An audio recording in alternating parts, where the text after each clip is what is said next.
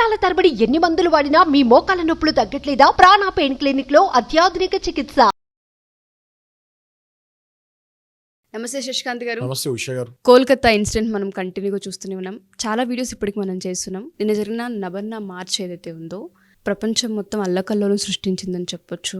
చాలా మంది జస్టిస్ కోసం ప్రయత్నిస్తూ ఉన్నారు. కోల్కతా రాష్ట్ర ప్రజలు ఎవరైతే ఉన్నారో వాళ్ళ రాస్తారోకలు, వాళ్ళ ధర్నాల వెనుక చాలా పెయిన్ ఉందని చెప్పొచ్చు. ప్రస్తుతం మనం కనుక ఇప్పుడు చూస్తే అండ్ అక్కడ బంద్ కూడా నడుస్తుంది. మార్నింగ్ 6 నుంచి ఈవినింగ్ 6 వరకు కంప్లీట్గా బంద్ అని కూడా చెప్తూ ఉన్నారు.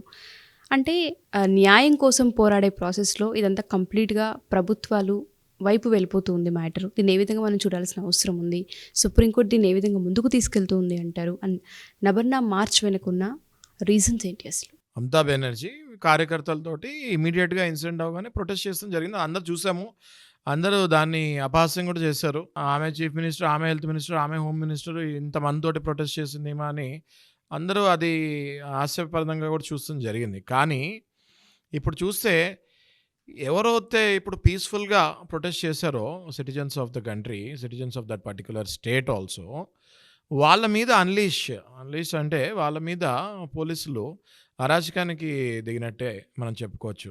ఒక పక్కన లాఠీచార్జ్ చేశారు, ఒక పక్కన టియర్ గ్యాస్ వదిలారు, ఒక పక్కన వాటర్ కెనాన్స్ అంటే వాటర్ తోటి అదే ఆ ఫోర్స్ తోటి వాటర్ పెడతారు కదా, అది చేస్తాం జరిగింది. అది మోస్ట్ అన్ఫార్చునేట్ అండి. బికాస్ ఇప్పుడు జస్ట్ మనం చూసుకుంటే ఒక 3-4 డేస్ బ్యాక్ సుప్రీంకోర్టు హీరింగ్ ఏమిచ్చింది అంటే, ఒకవేళ స్టేట్లో ఏమైనా ప్రొటెస్ట్ కనుక జరిగితే citizens of the country peaceful position జరిగినప్పుడు మీరు please don't disturb the protest if it is peaceful and also don't unleash on them అని చెప్తాం జరిగింది. అన్లీష్ అండ్ డోంట్ డిస్టర్బ్ అంటే వాళ్ళని డిస్టర్బ్ చేయకండి, పోలీసు వాళ్ళని వాళ్ళ మీద వదలకండి అన్నట్టు.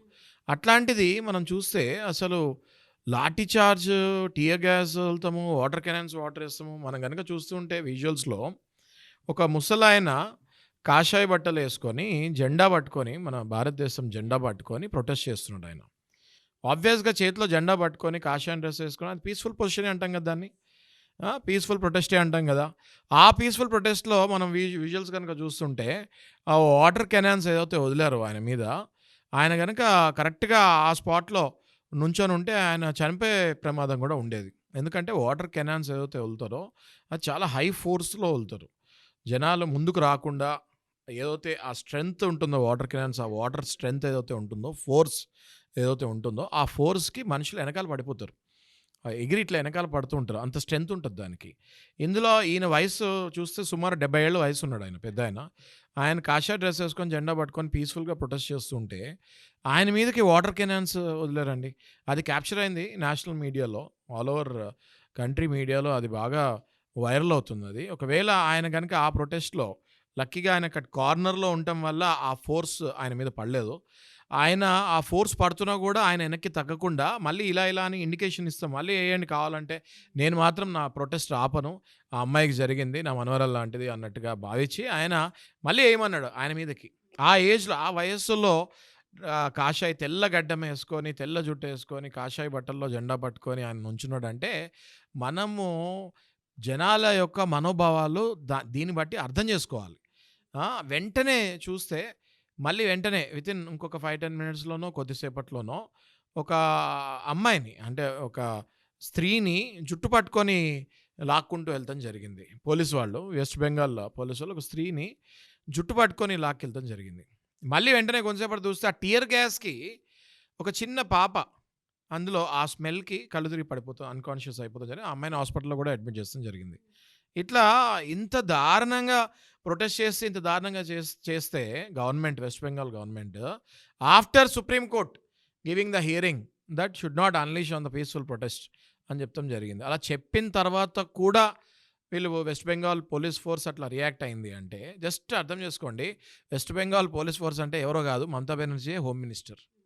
అంటే మమతా బెనర్జీ డైరెక్ట్గా ఇన్వాల్వ్ అయినట్టు కదా, ఆర్డర్స్ డైరెక్ట్గా. మరి హోమ్ మినిస్టర్ ఆర్డర్ అయ్యిందే lathi charge, water cannons, tear gas వదులుతానికి ఆస్కారం ఉండదు.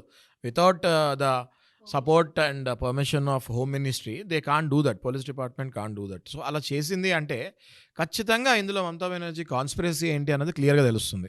జనాలు రోడ్డుపైకి రాకూడదు, జనాలు రోడ్డుపైకి రావాలంటే భయపడాలి, ప్రొటెస్ట్ చేయాలంటే భయపడాలి అనే విధంగా నిన్న పరిస్థితిని కల్పించారనే చెప్పారు. కల్పించారని ఖచ్చితంగా చెప్పుకోవచ్చు. ఎందుకు, రీజన్ ఏంటి అంటే గవర్నమెంట్ అఫీషియల్స్, గవర్నమెంట్ మినిస్ట్రీస్ అన్నీ షేక్ అయ్యి గజగజ అందరూ వణుకుతున్నారు. ఎప్పుడైతే ఈ సందీప్ ఘోష్ని బయటకి, ప్రిన్సిపల్ ఆఫ్ ఆర్జికర్ కాలేజ్ని ఎప్పుడైతే ఆయన ఎక్స్పోజ్ చేస్తాం జరిగిందో, పాలిగ్రఫీ టెస్ట్ ఎప్పుడైతే అందరికీ చేస్తాం జరిగిందో, ఏం నిజాలు బయటకు వచ్చినాయో ఏమో మనకు తెలియదు. కానీ మరి ప్రొటెస్ట్ని home minister, chief minister, health minister 3 ఆమె ఉండి ప్రొటెస్ట్ని హోమ్ మినిస్ట్రీలో ఉండి ఇంత దారుణంగా ప్రొటెస్ట్ని, ఆ ముసలాయన కానీ చిన్నపిల్లలు కానీ కళ్ళు తిరిగి పడిపోతాము, వెనక్కి తిరిగి పడిపోతాము, ఇట్లాంటి ఇంత దారుణమైన లాఠీ చార్జ్ చేస్తాము పోలీస్ వాళ్ళు. దీన్ని మన ఇంట్లో ఇట్లా చేస్తున్నారు అంటే ఖచ్చితంగా దాని వెనకాల గవర్నమెంట్, కరెంట్ రూలింగ్ గవర్నమెంట్ ఉంది అని నేషనల్ మీడియా భావిస్తుంది.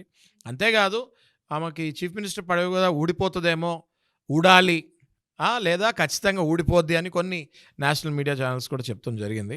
సో నాకు కూడా పర్సనల్గా అనిపించేది ఏంటంటే ఇంకా ఎక్కువ కాలం ఆమె చీఫ్ మినిస్టర్ ఉండదేమో అనిపిస్తుంది. బికాజ్ ఇంత ఘోరంగా ఎప్పుడు ఏ స్టేట్లో కూడా ఇట్లాంటి ఇన్సిడెంట్లో చీఫ్ మినిస్టర్ రోడ్డు మీదకి వచ్చి ప్రొటెస్ట్ చేయొచ్చు, జనాలు వచ్చి ప్రొటెస్ట్ చేయకూడదు. జస్ట్ ఆలోచించండి ఉషా గారు మీరు, ఇక్కడ చీఫ్ మినిస్టర్ ఏమో విత్ సెక్యూరిటీ ప్రొటెస్ట్ చేసింది, విత్ కార్యకర్తలు అని అందరిది. అండ్ సామాన్య ప్రజలు నేషనల్ ఫ్లాగ్ పట్టుకొని, జెండాలు పట్టుకొని ప్రొటెస్ట్ చేస్తానికి వస్తే ఈ చీఫ్ మినిస్టర్ ఒప్పుకోలేదు. క్లియర్గా అర్థమవుతుంది కదా అందరికీ ఇందులో ఎవరు చెయ్యి ఏంటి అన్నది. సో నాకు తెలిసి 100% ఈ చీఫ్ మినిస్టర్ పదవి ఎక్కువ కాలం ఉంటుందని నేను అనుకోవట్లేదు పర్సనల్గా. అది నా ఉద్దేశం. అది ఇవాళ ఇంకొక కొత్త న్యూస్ కూడా బయటికి రావడం జరిగింది. అనుప్ దత్ ఆ పర్సన్ ఎవరు, ఆయనకెందుకు పాలిగ్రఫీ జరుగుతుంది, అసలు దీని వెనుక రీజన్స్ ఏంటి? అది మనకి ఇప్పుడే వచ్చిన న్యూస్ ఏంటంటే అనూప్ దత్ అనే ఒక ఏఎస్ఐ, అంటే ఒక పోలీస్ వ్యక్తి, ఆయనను కూడా ఈ కేసులో పాలిగ్రఫీ టెస్ట్ చేస్తానికి పిలిచారు. ఆయన విజువల్స్ కూడా కనిపించాయి మనకి. సిబిఐ ఆఫీస్ దగ్గర పరిగెత్తుతూ, మీడియా వాళ్ళకి చిక్కకుండా పరిగెత్తుతూ సిబిఐ ఆఫీస్కి ఎంటర్ అవుతూ ఉన్నాడు ఆయన. విజువల్స్ చూస్తే అనూప్ దత్ అనే వ్యక్తి ఈ సంజయ్ రాయ్ ఎవరైతే ఉన్నాడో ఆ సంజయ్ రాయ్కి మిత్రుడు, ఆప్తుడు అన్నట్టుగా మనం ఇప్పుడు భావించవచ్చు. ఎందుకంటే ఆయనకు కూడా పాలిగ్రఫీ టెస్ట్ చేస్తున్నారు. పాలిగ్రఫీ టెస్ట్ ఇప్పుడు ఎవరెవరు చేస్తారు మనం మాట్లాడుకుంటే, సంజయ్ రాయ్కి చేస్తారు, సందీప్ ఘోష్కి చేస్తారు.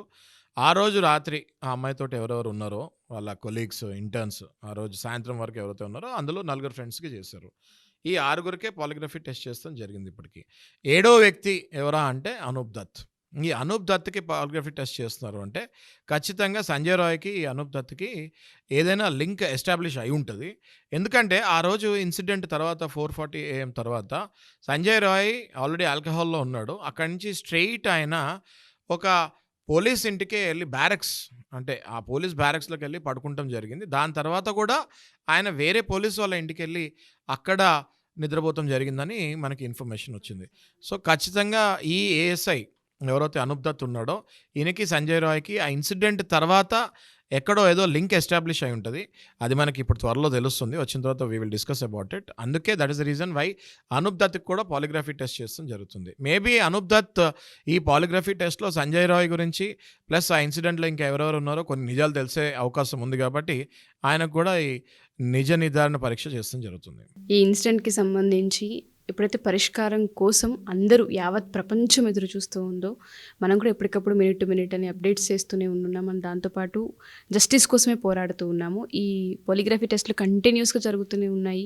ఏంటి అన్నది ఇంకా క్వశ్చన్ మార్క్గానే కనిపిస్తుంది. జస్టిస్ త్వరగా జరగాలి అని. అండ్ దాంతోపాటు ఈ ఇన్వెస్టిగేషన్స్ వెనుకున్న అంతరార్థం ఏంటి అనేది కూడా తెలియాల్సిన అవసరం ఉంది. అంటే రోజుకు ట్విస్ట్లా కనిపిస్తుంది సార్ ఈ కేసుకి. సో పూర్తి విచారణ త్వరితగతిన జరగాలని కోరుకుందాం. Thank you sir, thank you so much. Thank you.